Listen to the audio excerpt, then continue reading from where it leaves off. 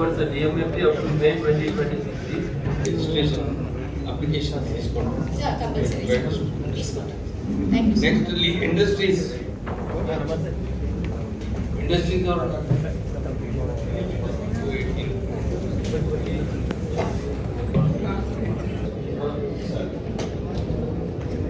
₹200 to 2 lakhs rupees వస్తుంది. Labour department 1 lakh వస్తుంది కదా, దీని 2 lakhs వస్తుంది. ఇది కూడా క్లబ్ అయ్యి వాళ్ళకి పేమెంట్స్ వస్తాయి. జీవన్ జ్యోతి బీమా 2 lakhs నేషనల్ డెత్ వస్తుంది. 100% చేసేట్లో ప్రభుత్వం పెట్టడానికి అలాగే రైతులు పోతే రైతుల మీద దాడి చేస్తున్నారు.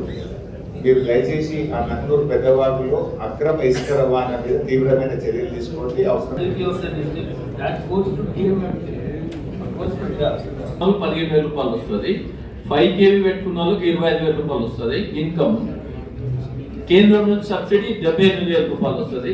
ఇది బేబీ కట్ చేసేదా లేదా?